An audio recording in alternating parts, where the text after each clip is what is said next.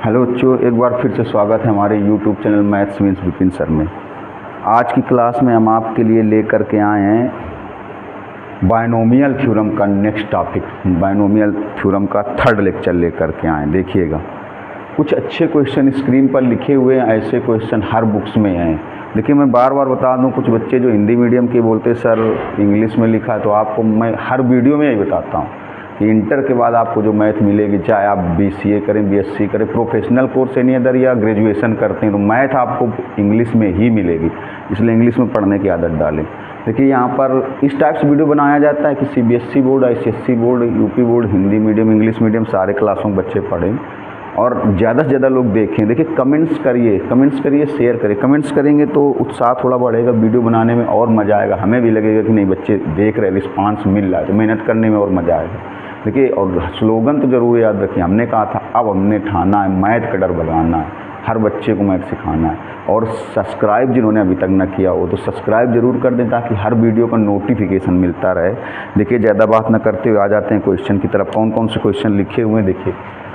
कहा गया using binomial theorem prove that, मतलब द्विपद प्रमेय का प्रयोग करके सिद्ध करना है कि 3 की power 2n + 2 - 8n - 9 is divisible by 64। मतलब ये वैल्यू 64 से विभाज्य है, 64 से भाज्य है। ये जो वैल्यू लिखी है वो किससे भाज्य है? डिविजिबल बाय 225, 225 से भाज्य है। बायनोमियल थ्योरम का यूज करके, द्विपद प्रमेय का यूज करके प्रूव करना है कि सब इससे भाज्य हैं, विभाज्य हैं। 2 की power 3n - 7n - 1 is divisible by 49, मतलब ये 49 से भाज्य है, ये 676 से भाज्य है। यूजिंग बायनोमियल थ्योरम, BT मतलब बायनोमियल थ्योरम, मतलब द्विपद प्रमेय। प्रूव दैट 6 की power n - 5n always leaves remainder 1 when divided by 25। मतलब ये हुआ कि द्विपद प्रमेय का प्रयोग करके सिद्ध करना है कि जब 6 की पावर n - 5n को 25 से भाग दिया जाता है तो हमेशा एक शेष बचता है। हिंदी में बता दिया, मतलब ये प्रूव करना है कि जब 6 की पावर n - 5n को 6 की पावर n - 5n को 25 से भाग दिया जाता है, 25 से भाग दिया जाता है तो हमेशा एक शेष फल बचता है। और 11 की पावर n + 2 + 12 की power 2n + 1 is divisible by 133। तो देखिए ज़रा कैसे प्रूव करेंगे, गौर से देखिएगा। चलो पहले क्वेश्चन से शुरुआत करते हैं। पहला जैसे लगेगा, पहला चलो दूसरा बता देते हैं, दूसरे से करते हैं। दूसरा देखिए, पहले आपने एक फार्मूला पढ़ा होगा जो बायनोमियल का, NC0 x की पावर n, NC1 x की power n - 1 into a, NC2 x की power n - 2 into a square, NC3 x की power n - 3 a cube dash dash.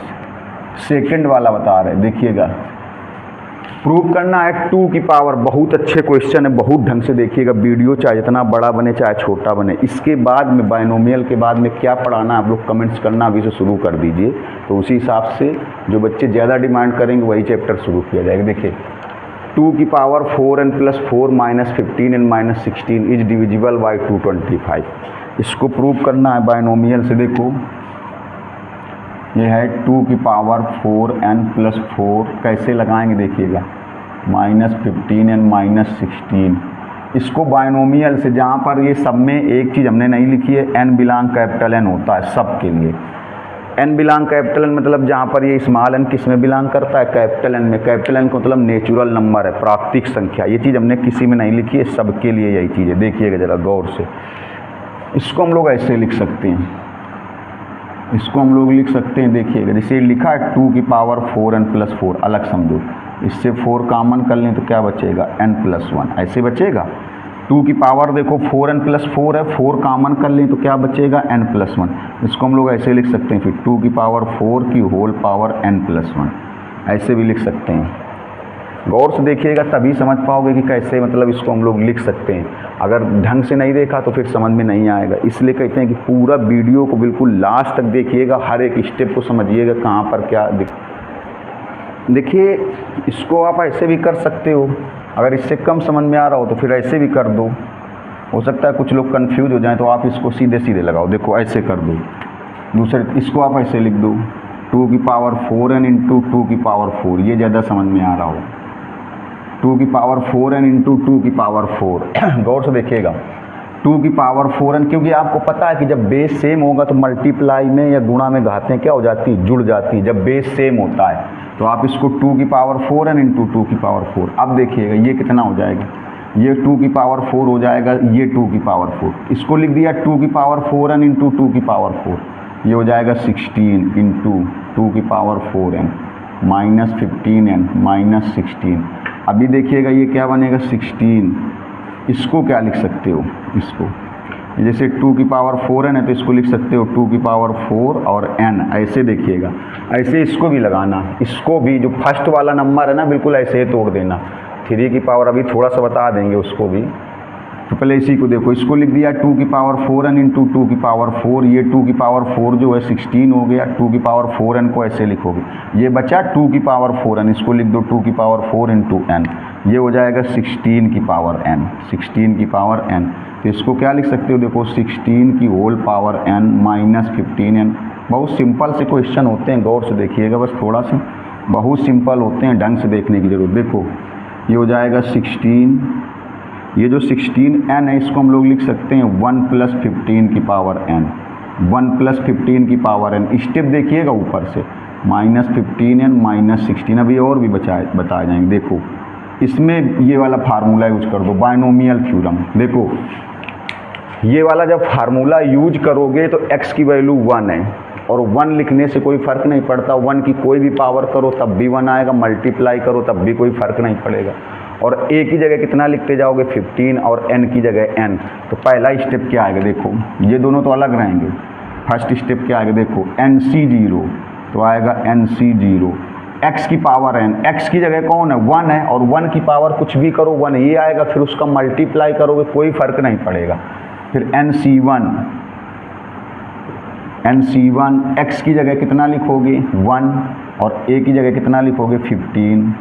फिर हो जाएगा NC2, x की वैल्यू 1 है इसलिए नहीं ले रहे, x की वैल्यू 1 है, a स्क्वायर 15 का स्क्वायर। फिर हो जाएगा NC3, 15 का क्यूब आएगा, NC4, 15 की पावर 4 आएगी, प्लस डैश डैश। ये लास्ट में 2 स्टेप देखो माइनस 15n, सरल बहुत होते हैं, माइनस 16, आप केवल समझिएगा क्वेश्चन बहुत सरल होते हैं। अब देखिए इस 16 का अंदर मल्टीप्लाई कर दो, देखो NC0 सबको पता है 1 होगा, ये 1 होगा, 16 का मल्टीप्लाई कर दो 16 हो जाएगा। NC1 सबको पता है n होगा, NC1 कितना होगा n, तो ये n होगा, 16 का मल्टीप्लाई कर दो, इसमें 16 का मल्टीप्लाई कर दो।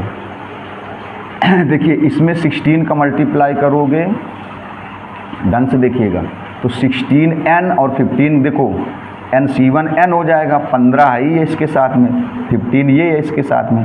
देखो जरा NC1 तो ये कितना है पूरा, ये 15 या नहीं तो है 15n, और 16 का इसमें मल्टीप्लाई कर दो, तो देखना जरा, क्योंकि ये वैल्यू n होगी ना n, और 15n, ये पूरी 15 और ये n, उसमें 16 का मल्टीप्लाई कर दो, तो करिए जरा, तो 16 5 जा 80, 16 1 जा 16, और 8 कैरी तो 240n आएगा। देखो 15n ये बनेगा, उसमें 16 का मल्टीप्लाई कर दिया तो ये बनेगा। अब 16 का इसमें होगा तो ऐसे लिख दो 16 इंटू NC2, 15 का स्क्वायर, ऐसे लिखा रहने दो। देखो 16 का मल्टीप्लाई इसमें कर दो तो कितना आएगा बताओ, 16 इंटू NC3, इनको सॉल्व नहीं किया, NC2 है, 15 का स्क्वायर, 16 का मल्टीप्लाई, 16 का मल्टीप्लाई इसमें कर दो, ये आ जाएगा 15 का क्यूब, 16 का मल्टीप्लाई इसमें कर दो, बस प्रूव हो गया। NC4, 15 की power 4 plus dash dash, last में माइनस 15n माइनस 16। अब देखिए बस प्रूव हो गया, बस प्रूव हो गया। इसके बाद एक और बताते हैं, बहुत अच्छा समझ में आएगा। देखिए ये वाली जो वैल्यू है इस वाली वैल्यू से क्या हो जाएगी, कैंसिल। देखिए ये 240n है, 240n में 15n माइनस कर दो, ये 240n है, 240n में 15n माइनस कर दो तो बचेगा 225n, प्लस इनको ऐसे लिखा रहने दो, NC2 15 का स्क्वायर प्लस NC3 15 का क्यूब प्लस 16 इंटू NC4 15 की पावर 4 प्लस डैश डैश। ये कहाँ गया समझ गए ना, 15n, 240n में 15n माइनस कर दिया। अब आप देख लो, पहले देखिएगा ये इसको सॉल्व करने से ये जो वैल्यू आई है, देखो ये सब 225 से डिविजिबल है कि नहीं, 225 से। देखो ये 225 से डिविजिबल है, ये भी 225 से, क्योंकि 225 ही बनेगा, 225 से डिविजिबल है। ये तो बनेगा 225 इंटू 15 बनेगा, ये 225 से डिविजिबल है, ये भी 225 से डिविजिबल है। तो सारे टर्म 225 से डिविजिबल लग रहे हैं, बस प्रूव हो गया। चाहो तो एक काम करो, देखो 225 कॉमन कर लो तो यहाँ क्या बचेगा n, यहाँ बचेगा 16 इंटू NC2, ये 225 ही है, 225 टू 25 ही है, ये कॉमन हो गया। यहाँ क्या बचेगा, देखो 16 इंटू NC3, ये यहाँ पर केवल 15 बचेगा, क्योंकि 15 का क्यूब है तो 225 कॉमन हो गया। ये बचेगा देखो 16 NC4, यहाँ पर 15 की पावर 4 है तो 15 का स्क्वायर बचेगा। 15 का स्क्वायर क्यों बचेगा, क्योंकि देखिए 225 कॉमन हो गया, 225 क्या हो चुका है, कॉमन हो चुका है। अब बताओ ये 225 का इन सब में मल्टीप्लाई है, 225 का इस सब में मल्टीप्लाई है, 225 का इस सब में मल्टीप्लाई है, इसका मतलब ये पूरा टर्म 225 से क्या है, डिविजिबल है। देखो 225 यहाँ से देख लो, चाहे इसी स्टिस्ट देखो 225 से ये भी डिविजिबल है, 225 से ये भी डिविजिबल है, क्योंकि 15 का स्क्वायर है, 225 से ये भी डिविजिबल है, 225 से ये भी डिविजिबल है। तो लिख सकते हो ऐसे, नीचे लिखोगे हैंस, इसी को लिखोगे क्योंकि इसी को सॉल्व करने से ही तो ये बना था, इसको सॉल्व। तो लिखोगे 2 की power 4n plus 4 minus 15n minus 16 is divisible by, ये लिखना पड़ेगा, इज डिविजिबल बाई 225। अच्छा, फर्स्ट वाले को थोड़ा सा समझ लो, जैसे ये लिखा है 3 की पावर 2n प्लस 2, तो इसको आप पहले कैसे लिख देना, पहले लिख देना 3 की पावर 2n फिर 3 का स्क्वायर लिख देना, 3 की पावर 2n फिर 3 का स्क्वायर लिख देना। फिर इसको देखो क्या करो, ये बन जाएगा 9, ये बनेगा 9 और ये 3 की पावर 2n, समझना ज़रा। इसको आप ऐसे लिख देना, इसको लिख देना 3 का स्क्वायर की होल पावर 9। जैसे ये चल रहा था, ये देखो 2 की पावर 4n 2 की पावर 4, फिर 2 की पावर 4 16 हुआ था, फिर इसको 2 की पावर 4n को लिख दिया 2 की पावर 4 की होल पावर n। तो ये 3 की पावर 2n और 3 का स्क्वायर 9 बनेगा। क्या बचेगा, 3 की पावर 2n, इसको लिख देना 3 का स्क्वायर और n, ये हो जाएगा, ये फिर 9 बन जाएगा, तो हो जाएगा 9 की पावर n। अब देखो इसको क्या लिख देना 9, इसको लिख दोगे 1 प्लस 8 की होल पावर n, फिर 1 प्लस 8 की होल पावर n लिख दोगे, फिर ऐसे ब्रेक करोगे, ऐसे ब्रेक करना आ जाएगा। चलिए एक और बता देते हैं, जल्दी से इसका स्क्रीनशॉट ले लीजिए जल्दी से। देखिए एक ये 4th वाला बता रहे हैं, लीजिए जल्दी से स्क्रीनशॉट। जिसको कम समझ में आया वो 4th वाला देख लेना। देखिए फिर नेक्स्ट, इसी की नेक्स्ट एक्सरसाइज पढ़ाई जाएगी। देखिएगा ज़रा 4th वाला देखिएगा गौर से। इसका जो 4th वाला है, देखिए ये 3 की power 3n minus 26n minus 1 is divisible by 676। मतलब ये पूरा जो वैल्यू है 676 से विभाज्य है। आपको बताना है कि पूरी वैल्यू किससे विभाज्य है, 676 से। देखिएगा 676 से भाज्य है। देखिए तो इसको आप क्या लिखेंगे, गौर से देखिएगा थोड़ा सा।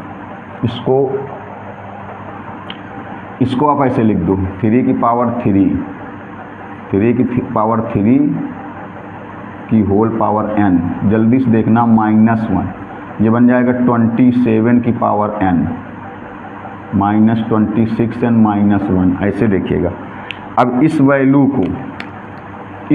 को हम लोग क्या लिख सकते हैं, देखो पहले 3 की पावर 3n को लिख दिया, 3 की पावर 3 की होल पावर n, 3 की पावर 3 की होल पावर n। आप समझ गए होंगे क्योंकि 3 की पावर 3n है तो 3 की पावर 3 लिख दिया, होल पावर n लिख दिया गया।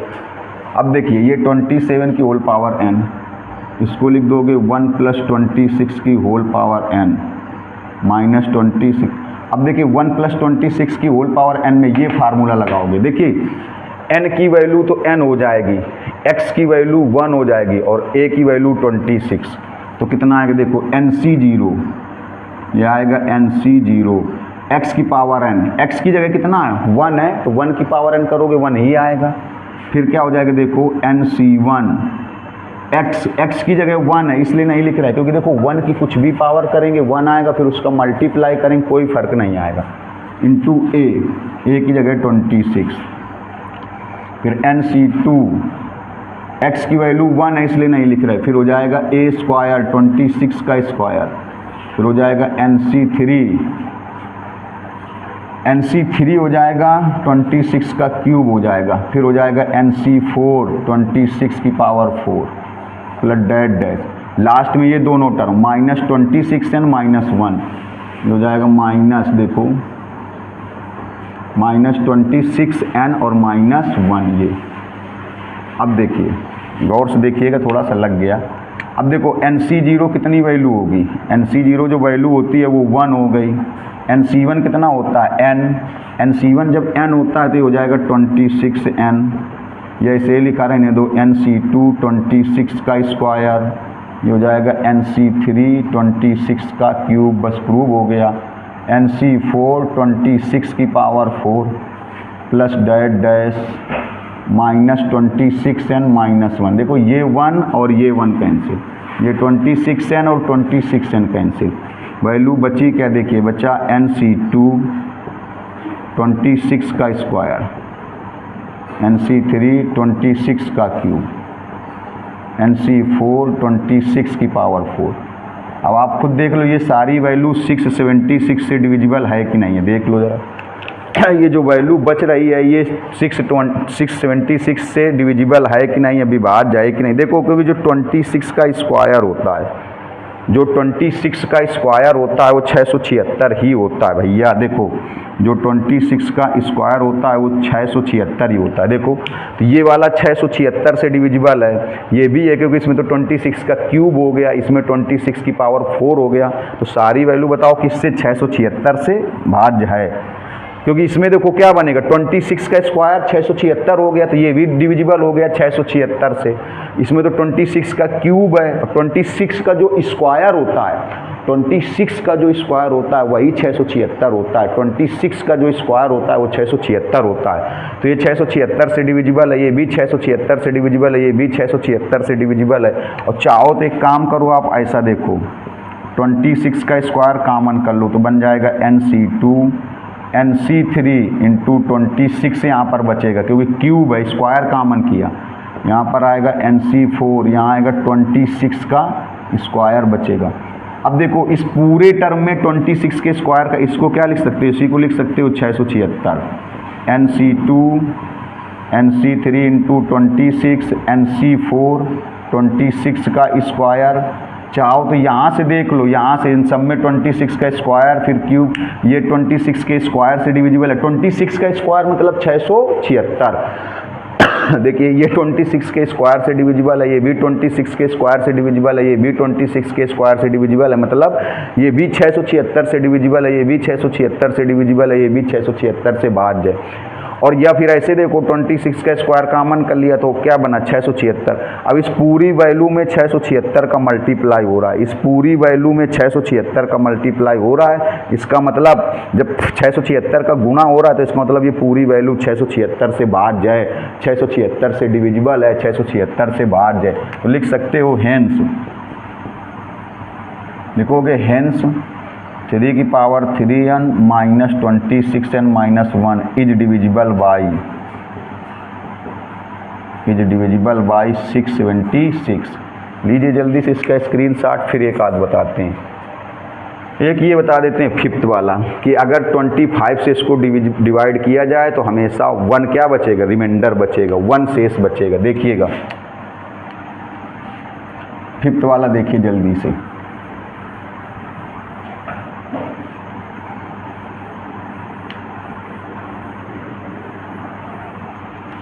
देखिए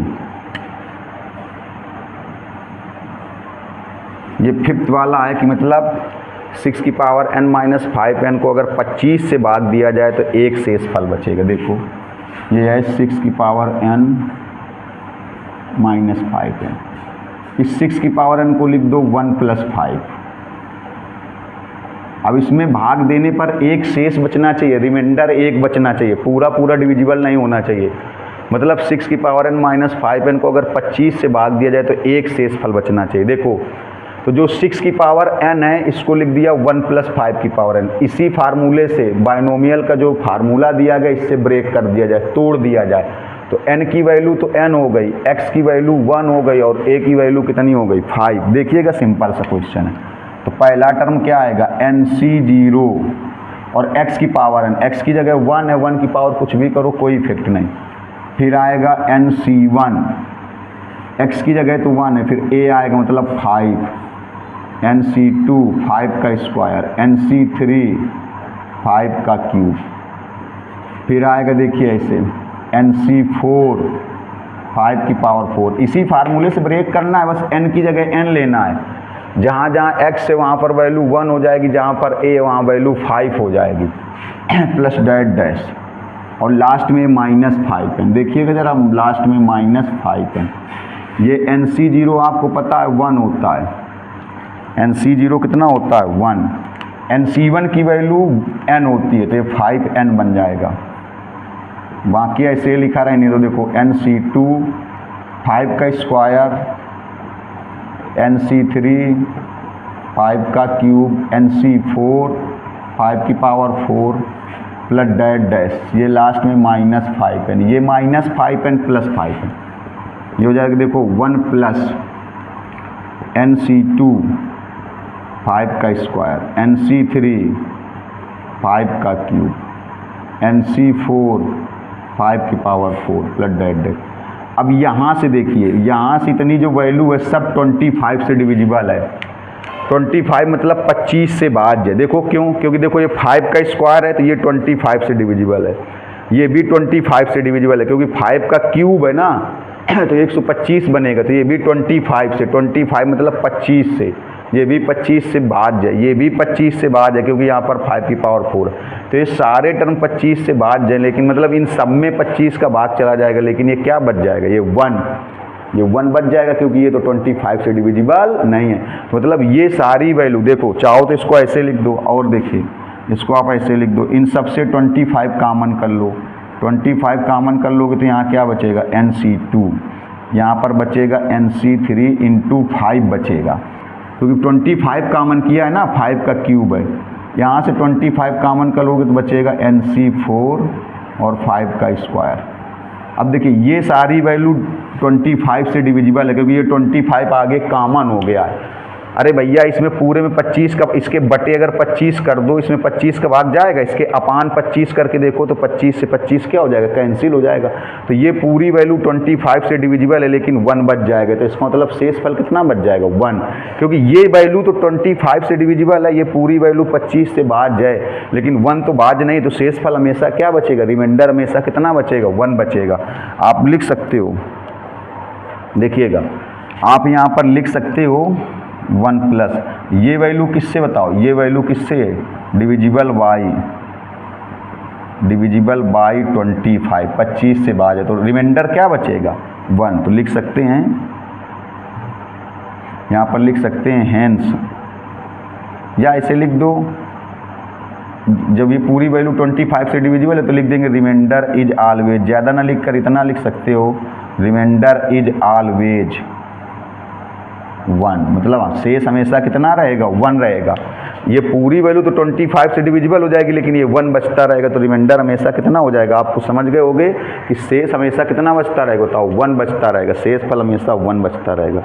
अच्छा इसको थोड़ा सा समझ लो, थोड़ा सा देखिएगा, फिर इसके बाद कुछ फार्मूले बता रहे हैं।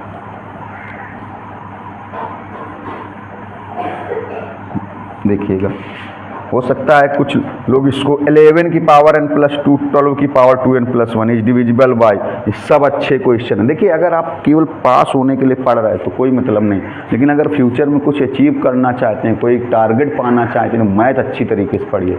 इसीलिए हमने कहा था फिर फॉर्मेलिटी के लिए वीडियो नहीं है, पूरा पढ़िएगा। देखिए ये लिखा है 6 नंबर पे 11 की पावर n प्लस 2, 12 की पावर 2n प्लस 1, ये प्रूव करना है कि 133 से डिविजिबल है। किससे डिविजिबल है, देखिए 133 से। तो जब गौर से देखेंगे तब समझ पाएंगे। देखो इसको आप ऐसे लिख दो, ये थोड़ा अलग है, 11 की पावर 1 और 11 का स्क्वायर, 11 की पावर 1 11 का स्क्वायर, इसको आप ऐसे लिख दो 12 की पावर 2n और 12 की पावर 1 ऐसे लिख सकते हैं, क्योंकि आपको पता है जब बेस सेम होता है, आधार समान होता है तो गुणा में घातें जुड़ जाती हैं। जब सेम बेस होता है तो मल्टीप्लाई में जो पावर है वो प्लस हो जाती है। जब सेम बेस होता है तो मल्टीप्लाई में पावर क्या हो जाती है, प्लस हो जाती है, जब सेम बेस होता है। देखो तो 11 की पावर n इंटू 11 की पावर 2 इसको 12 की पावर 2n इंटू 12 की पावर 1। अब देखो ये क्या बन जाएगा, 11 का स्क्वायर बन जाएगा 121 इंटू 11 की पावर 1 ऐसे। ये देखो 12 की पावर 1 12 और 12 की पावर 2n, इसको देखिएगा 121 11 की पावर n 12, इसको आप ऐसे लिख सकते हो 12 का स्क्वायर की होल पावर n। स्टेप देखिएगा, देखो 121 ये 11 का स्क्वायर 121 बनेगा और 11 की पावर n ये 12 की पावर 1 12 हो जाएगा और 12 की पावर 2n। ये जो 12 की पावर 2n है ना, ये जो 12 की पावर 2n है इसको लिख दिया 12 का स्क्वायर फिर होल पावर n। देखिएगा गौर से, ये हो जाएगा 121 11 की पावर है 12, ये बन जाएगा 12 का स्क्वायर 144 बन जाएगा। देखो 12 की पावर 2n प्लस 1 को लिखा गया 12 की पावर 2n और 12 की पावर 1।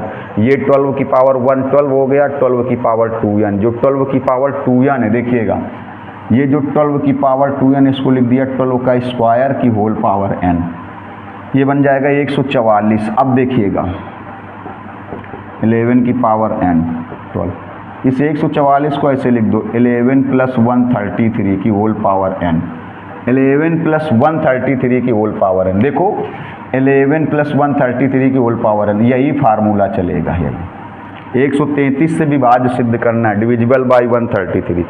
देखिए इसमें n की वैल्यू n है, x की वैल्यू इसमें 11 है, x की वैल्यू 11 है और a की वैल्यू 133। इसको कुछ नहीं करना, ये लिखा रहे नहीं, देखो 121 11 की पावर n प्लस, इसको देखना थोड़ी जरा क्या होगा NC0 x की पावर n 11 की पावर n, NC1 x की पावर मतलब 11 की power n minus 1 into a 133 plus NC2 x, देखो n की जगह n, x की जगह 11, a की जगह 133, NC0 x की पावर n, NC1 x की power n minus 1 into a, NC2 x की पावर n माइनस 2, ये हो जाएगा a स्क्वायर। फिर हो जाएगा, देखिए ऐसे आते जाएंगे, चलो ऐसे लिख दो बस, ज़्यादा ना लिखो। देखिए ये हो जाएगा 121 11 की पावर n। इसको देखिए ये वैल्यू कितनी हो जाएगी 1, ये वैल्यू 1 हो जाएगी, NC0 1 हो जाएगी और 12 का अंदर मल्टीप्लाई तो आएगा 12 11 की पावर n। ये वैल्यू 1 हो गई, ये वैल्यू 1 हो गई 11 की पावर n और 12 का मल्टीप्लाई।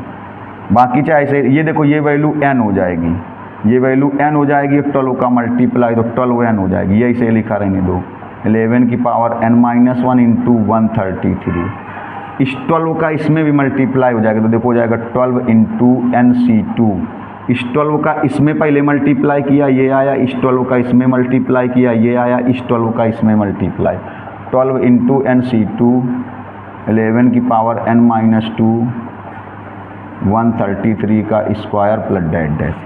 अब देखिए इन दोनों स्टेप से, देखिए इन दोनों से, पहले इन दोनों स्टेप से आप देखिए तो 11 की पावर n कॉमन है। इन दोनों स्टेप में देखिए तो 11 की पावर n क्या है, कॉमन।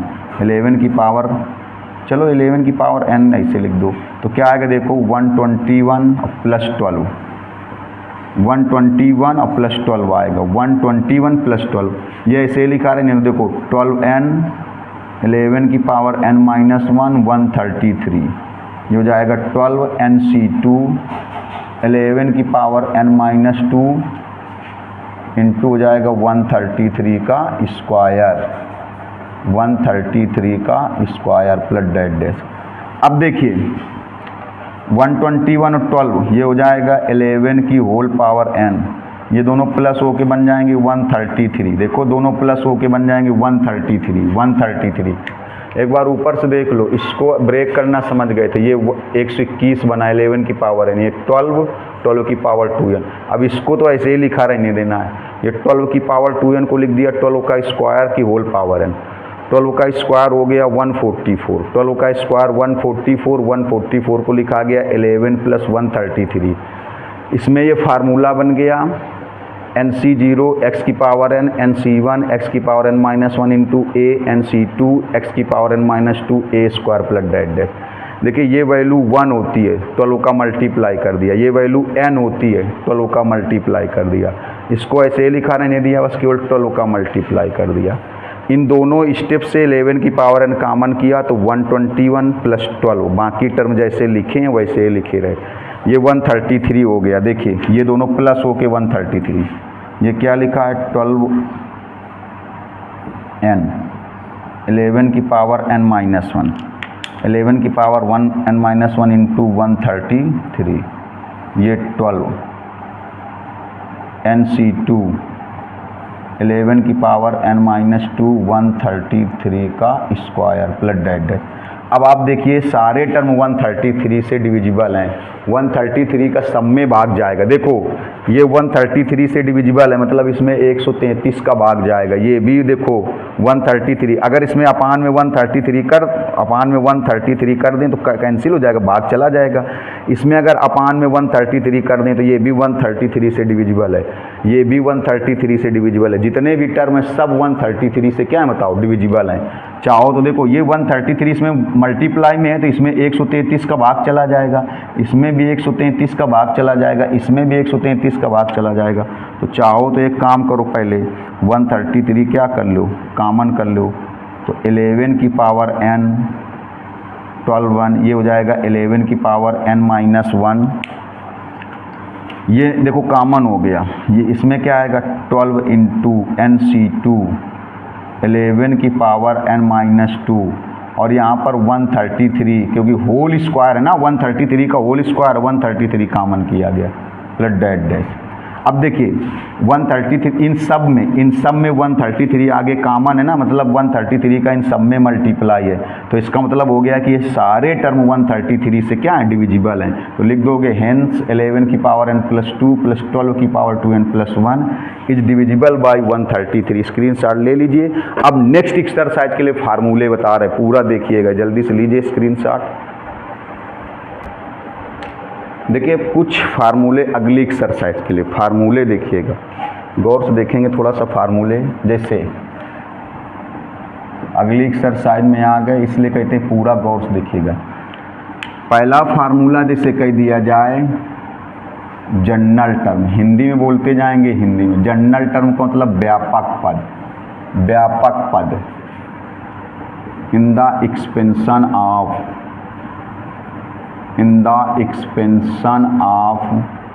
x + a की होल पावर n। मतलब हिंदी में बोलेंगे x + a की होल पावर n के प्रसार में व्यापक पद, या इसी को बोलते हैं r + 1th term in the expansion of. Hindi में बोल रहे समझते चलो, लिख लो, लेकिन हमने क्या होता है आगे मैथ इंग्लिश में ही काम आएंगे।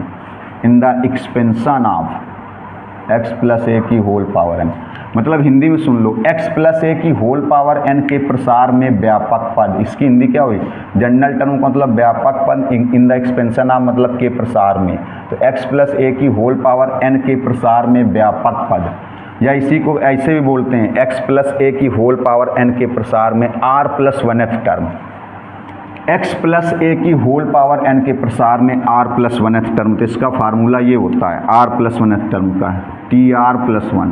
देखो t का मतलब यहाँ पर होता है टर्म, आपने शायद सीरीज पढ़ी होगी, सीक्वेंस एंड सीरीज। हमने तो नहीं वीडियो बनाया, अभी बनाएंगे बाद में। सीक्वेंस एंड सीरीज पढ़ी होगी तो उसमें आपने पढ़ा होगा t मतलब टर्म, टर्म की हिंदी क्या होती है पद। तो r + 1th टर्म, तो क्या होता है इसका फार्मूला ये होता है NCR x की पावर n - r और a की पावर r। ये होगा NCR x की पावर n - r a की पावर r। ये कोई बहुत बड़ी चीज़ नहीं है।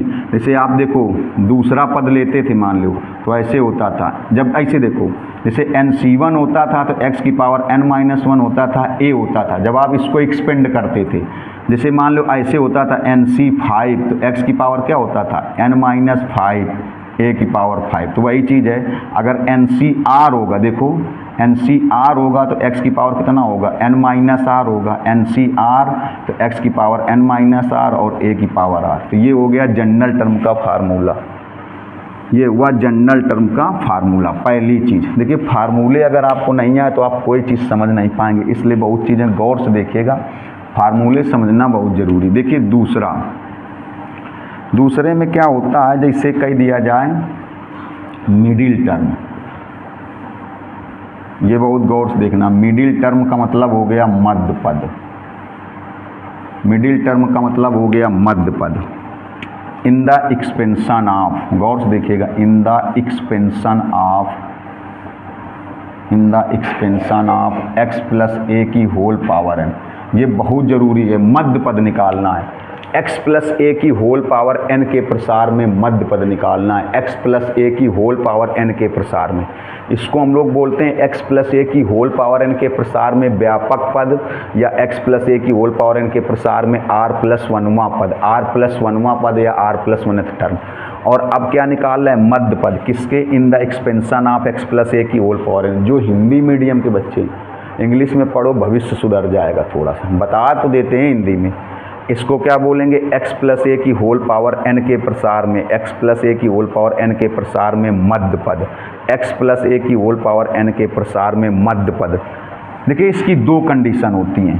पहली कंडीशन कह दिया जाए इफ n इज इवन, मतलब अगर n सम है, तो देखो मिडिल टर्म का फार्मूला क्या होगा, तब मिडिल टर्म का तब मिडिल टर्म का फार्मूला क्या होगा, मध्य पद कौन सा होगा।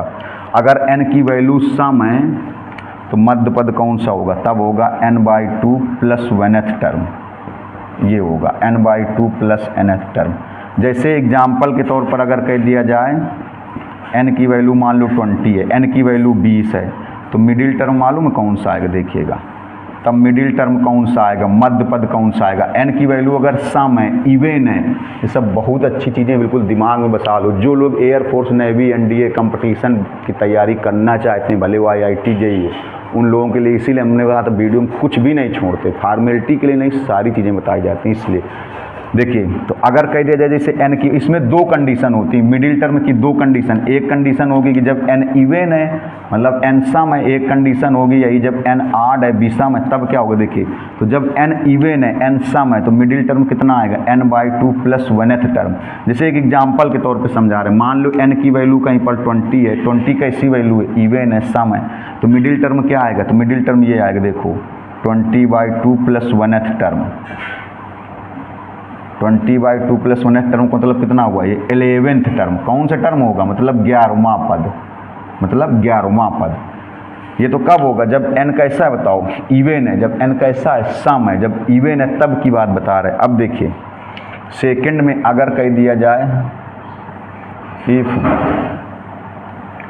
n इज ऑड, ऑड का मतलब अगर n विषम है,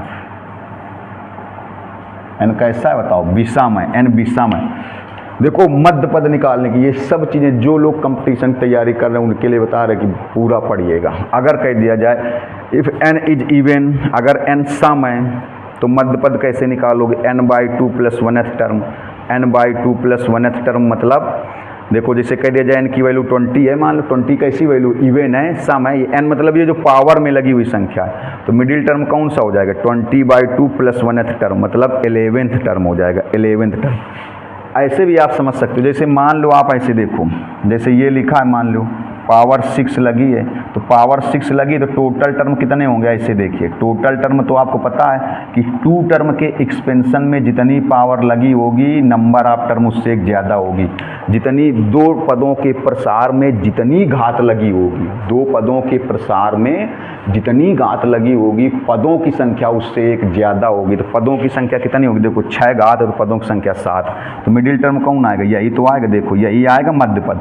तो कैसे आएगा, देखो कैसे आएगा, इसे लिखोगे 6/2 plus 1th term, 6/2 plus 1th term, तो 6/2 कितना हो जाएगा, 3 और प्लस 1 4th वाला आएगा, देखो 4th वाला, ऐसे भी समझ सकते हो 4th वाला आएगा। अब देखिएगा लेकिन अगर n की वैल्यू आड है, n की वैल्यू कैसी है, आड है, विषम है, तो 2 मिडिल टर्म होंगे, तब 2 मिडिल टर्म होंगे, 2 मध्य पद होंगे, गौर से देखिएगा, तब 2 मिडिल टर्म होंगे, 2 मिडिल टर्म होंगे, गौर से देखना है, 2 मध्य पद होंगे। एक होगा n+1/2th टर्म एंड 2 मध्य पद होंगे। अगर आड है, ये n मतलब ये जो पावर वाली नंबर है, ये जो पावर वाली नंबर घात वाली संख्या अगर विषम है तो 2 मध्य पद होंगे। एक होगा n+1/2th टर्म, एक होगा n+3/2th टर्म। ये जो लोग तैयारी करें 2 होंगे। जैसे एग्जाम्पल के तौर पे कह दिया जाए, अगर n की वैल्यू मान लो 17 है, समझो जरा, n की वैल्यू 17 है, मान लो 17 का मतलब ये यहाँ पर पावर वाली नंबर 17 है, तो 17 कैसा है, आड है, विषम है, तो मिडिल टर्म कैसे निकालोगे, देखो, तो मिडिल टर्म आप कैसे निकालोगे, 2 मिडिल टर्म आएंगे। एक आएगा n+1/2th टर्म, एक आएगा 17+1/2th टर्म, और एक कितना आ जाएगा, एक आ जाएगा देखो 17+3/2th टर्म। ये 2 मिडिल टर्म होंगे, 2 मिडिल टर्म। अब देखो ये कितना हो जाएगा, 17 × 18/2, 9th टर्म मतलब 9वां पद, एंड ये कितना हो जाएगा, 17 × 3 20/2, 10th टर्म मतलब 2 देखो मिडिल टर्म हो गए, 9वां पद और 10वां पद, 9वां पद और 10वां पद। तो आपको ध्यान रखना होगा कि अगर ये n वाली नंबर, ये n वाली नंबर अगर इवन है, सम है, तो एक ही मिडिल टर्म होगा n/2 + 1th टर्म। और अगर ये n वाली नंबर, ये पावर वाली नंबर आड है, विषम है, कैसी है, आड है, विषम है। जो बच्चे जीवन में कुछ पाना चाहते हैं मेहनत करके, वो लोग बहुत मन से पढ़ें, पूरा समझें, देखिए। और हम तो कहते हैं सब लोग पढ़ें, आगे बढ़ें, मेहनत करिए। देखिए मेहनत से जी मत चुराइए, मेहनत करके आप बड़ी से बड़ी सफलता हासिल कर सकते हैं। देखिए तो n इज आड, अगर n आड है, विषम है, तो दो मिडिल टर्म होंगे, n+1/2th टर्म, n+3/2 टर्म। इसका स्क्रीनशॉट लीजिए, तो कुछ और आगे बताते हैं, जल्दी से स्क्रीनशॉट ले लीजिए इसका। देखिए अब एक चीज़ और समझिएगा, ज़रा गौर से देखिएगा। जैसे कह दिया जाए, ये भी बहुत इम्पॉर्टेंट चीज़ है, जैसे कह दिया जाए rth टर्म फ्रॉम इंड, अभी हिंदी में बताएंगे, इन द एक्सपेंशन ऑफ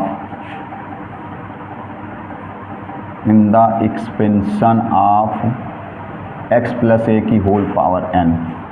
देखो इसको हिंदी में थोड़ा सा बता दें, मतलब x+a की होल पावर n के प्रसार में अंत से rवां पद, x+, सुन लीजिए, लिख लिया करो, इसलिए हमने कहा था हिंदी मीडियम वाले फ्रेंड, लेकिन कोशिश करो कि इंग्लिश में पढ़ो। x+a की होल पावर n के प्रसार में अंत से rवां पद, अंत से rवां पद, अंत से rवां पद। जैसे ये देखो x+a की होल पावर n का आप एक्सपेंशन करते हो तो क्या होता है, nc0 x की पावर n, nc1 x की पावर n -1 × a, फिर क्या होता है, एक मिनट, फिर होता है nc2 x की पावर n -2, इधर क्या होता है फिर a², लास्ट में होता है ncn और a की पावर n प्लस डेट। तो अंत से, जैसे कह दिया जाए कि x+a की होल पावर n के प्रसार में अंत से rवां पद, मतलब इधर से कोई पद निकालना हो। जैसे कह दें 5वां पद, तो स्टार्टिंग से हो जाएगा 5, और कह दें अंत से 5वां पद, तो इधर नहीं आएंगे, अंत से 5वां पद। सेकंड टाइम सीरीज में ऐसे पढ़े होंगे, श्रेणी में, अनुक्रम और श्रेणी में, अंत से 5। जैसे कह दें दूसरा पद, तो ये है, और कह दें अंत से दूसरा पद, तो इधर होगा। जैसे कह दें थर्ड टर्म, तो ये है तीसरा पद, थर्ड टर्म, और कह दें लास्ट से, इंड से थर्ड टर्म, तो इंड से थर्ड टर्म किधर आएगा, ये पहला, ये दूसरा, इधर कहीं आएगा, इस तरीके से। तो इसको देखो जरा, rth term from end in the expansion of x+a की होल पावर n। इसके लिए थोड़ा सा ट्रिक भी समझा देंगे, समझिएगा। मतलब x+a की होल पावर n के प्रसार में, x+a की होल पावर n के प्रसार में कौन सा टर्म निकालना है, rth टर्म निकालना है अंत से। मतलब x+a की होल पावर n के प्रसार में अंत से r+1th टर्म इक्वल टू, इसका फार्मूला होता है equal to n - r+2th term from beginning, मतलब जो अंत से, ऐसे कह सकते हैं, चलो लिख ही दें हिंदी में, जो अंत से r+1वां पद है, अंत से r+1वां पद, बराबर कह सकते हैं प्रारंभ से n-r+2वां पद, ये चीज़। अब अगर मान लो इतना बड़ा फार्मूला नहीं याद तो आपको एक बता दें ट्रिक, जिसे मान लो ऐसे लिखा है x+a की होल पावर 9। अब आपसे कह दिया जाए फिफ्थ टर्म, ऐसे कह दें फिफ्थ टर्म, समझना ज़रा, ऐसे देखो कह दें fifth term from end, fifth term from end, तो इसको ऐसे लिख दो। तो इसको ऐसे लिख सकते हो, देखो मतलब अंत से पाँचवां पद, इसमें पूरा नहीं लिखा है, इसमें x+a की होल पावर 9 में अंत फिफ्थ टर्म फ्रॉम इंड, इसी में मतलब पूरा नहीं लिखा, अंत से x+a की होल पावर n के प्रसार में, इन द एक्सपेंशन ऑफ x+a की whole power 9 fifth term from end. तो आप ऐसे एक काम करो, जितनी पावर लगी है उतना ले लो, ऐसे भी कह सकते हो जितनी पावर लगी उतना ले लो, इसमें 2+ कर दो, जितनी पावर लगी है उतना ले लो, 2+ कर दो, और जो निकालना है वो माइनस कर दो। तो ये कहाँ से बन जाएगा, ये बन जाएगा फ्रॉम बिगिनिंग, ये बन जाएगा फ्रॉम बिगिनिंग मतलब स्टार्टिंग से बन जाएगा। क्या बताया आपको ट्रिक, जितनी पावर लगी है उसमें पहले 2+ कर दो और जो निकालना है वो माइनस कर दो, तो ये स्टार्टिंग से बन जाएगा। तो कौन सा बन जाएगा, देखो 9 2 11 में 5 गया, 6th टर्म बन जाएगा, 6th टर्म फ्रॉम बिगिनिंग, ये बन जाएगा 6th टर्म फ्रॉम बिगिनिंग मतलब स्टार्टिंग से। बिगिनिंग मतलब कहाँ से बन जाएगा, स्टार्टिंग से। बिगिनिंग मतलब बन जाएगा स्टार्टिंग से बन जाएगा, स्टार्टिंग से। देखो जरा कैसे, देखो जैसे पावर 9 है, ऐसे देखिए पावर 9 है तो टर्म कितने होंगे, जो लोग नहीं समझ पा रहे, 9 पावर है ना तो टर्म कितने होंगे आपको पता है। 2 टर्म के एक्सपेंशन में, 2 पदों के प्रसार में जितनी घात लगी होती है पदों की संख्या उससे एक ज़्यादा होती है। 2 पदों के प्रसार में जितनी घात लगी होती है पदों की संख्या उससे एक ज़्यादा होती है। तो 9 हैं तो पद कितने होंगे 10। अब देखो बोला कि अंत से पाँचवां पद, लास्ट से पाँचवां कौन होगा, 1 2 3 4 5, ये है, ये लास्ट से पाँचवां, देखो ये है लास्ट से फिफ्थ वाला है कि नहीं है, लास्ट से पाँचवां। तो स्टार्टिंग से कौन सा हो रहा है 1 2 3 4 5 6, तो प्रारंभ से कौन सा हो गया छठवां, प्रारंभ से कौन सा हो गया छठवां। ऐसे लिख दिया जाए, मान लो आपको पावर लगा दी जाए 19, अब कह दें लास्ट से 11th, लास्ट से 11, तो मालूम है इसको आप कैसे करो। तो देखो बिगिनिंग से कौन सा हो जाएगा, देखो तो ये बिगिनिंग से कौन सा हो जाएगा, ट्रिक से समझो। तो बिगिनिंग से मालूम कौन सा हो जाएगा, बिगिनिंग से मतलब जो लास्ट से, देखो जैसे इसमें लास्ट से पाँचवां था, लास्ट से पाँचवां, तो स्टार्टिंग से कौन सा बन गया छठवां, लास्ट से पाँचवां, तो देखो स्टार्टिंग से छठवां। कैसे ट्रिक बताई, जो है देखो पावर है उतना ले लो, चलो जो पावर उतना ले लो, इसमें 2+ कर दो, जो पावर है उतना ले लो 2+ कर दो, जो पावर है उतना ले लो 2+ कर दो, जो पावर है वो ले लो 2+ कर दो। जो लास्ट से है उसको बिगिनिंग से कैसे बनाएंगे, जो लास्ट से है उसको बिगिनिंग से कैसे बनाएंगे, जो अंत से है उसको प्रारंभ से कैसे बनाएंगे, जो अंत से है उसको प्रारंभ से कैसे बनाएंगे, जो लास्ट से है उसको बिगिनिंग से कैसे बनाएंगे।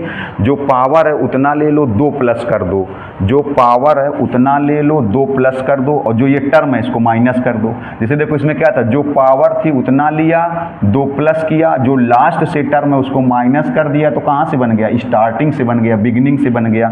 तो जो लास्ट वाले को मतलब अंत वाले को प्रारंभ से कैसे बनाओगे, लास्ट वाले को बिगिनिंग से कैसे बनाओगे, जो पावर है उतना ले लो 2+ कर दो, और जो लास्ट से टर्म है उसको माइनस कर दो, जो लास्ट से टर्म है उसको माइनस कर दो, तो बिगिनिंग से बन जाएगा। देखो तो बिगिनिंग से कौन सा बन जाएगा, बिगिनिंग मतलब प्रारंभ से कौन सा बन जाएगा, तो बिगिनिंग से बन जाएगा 21 10th टर्म मतलब 10वां पद बन जाएगा। मतलब जो लास्ट से 11वां होगा वही प्रारंभ से 10वां होगा। आप समझ भी सकते हो क्यों, पावर 19 है तो टोटल टर्म कितने होंगे, देखो 3 4 5 6 7 8 9 10 11 12 13 14 15 16 17 18 19 20 टर्म होंगे।